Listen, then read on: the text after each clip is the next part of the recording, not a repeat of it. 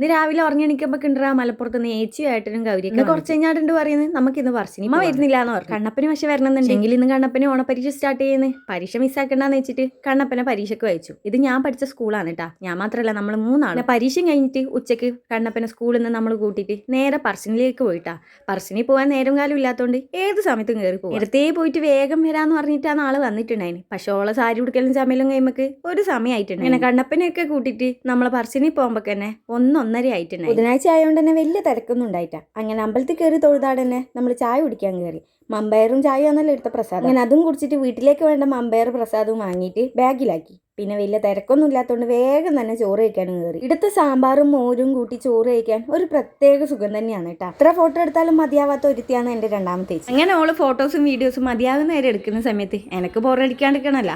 അപ്പം ഞാൻ പിള്ളേരെ കുറച്ച് ഫോട്ടോസും വീഡിയോസും എടുത്തു. അതിൻ്റെ ഇടയ്ക്ക് പോയിട്ട് 2-3 ഫോട്ടോക്ക് ഞാനും നിന്നിട്ടുണ്ടായി. ഇത് കയറുന്നതിന് മുമ്പേ ചന്തണ്ടപ്പോൾ പിള്ളേർ അങ്ങോട്ടേക്ക് വന്ന് ചാടീനി. അമ്പലത്തിൽ കയറിയിട്ട് തിരിച്ചു വരുമ്പോൾ മാനിത്തരാന്ന് പറഞ്ഞിട്ടാണ് അകത്ത് കയറിയത്. ഇനിയും വാങ്ങിച്ചു കൊടുത്തില്ലേ നടക്കൂല. ഞാൻ ഏറ്റവും ചെറിയ ടോയ്സ് നോക്കി എടുത്തില്ല കേട്ടാ. ഇവനും ഇവൻ്റെ പപ്പക്കും ഏകദേശം ഒരേ ടേസ്റ്റ് തന്നെയാണ്. ഏറ്റവും ചെറിയ ഡോയ്സ് ഏതാ ഇട്ടാ അതിനോടാണ് ഇഷ്ടം. സാധനം മസൂട്ടൻ അതിലെ ഏറ്റവും ചെറിയ ഡോയ്സ് തന്നെയാണ് കേട്ടോ എടുത്തത്. തിരിച്ചു വരുമ്പം എല്ലാവരും ഒരു നല്ല ഉറക്കം കഴിഞ്ഞിട്ടാണ് വീട്ടിലെത്തിയത്. Okay guys, by.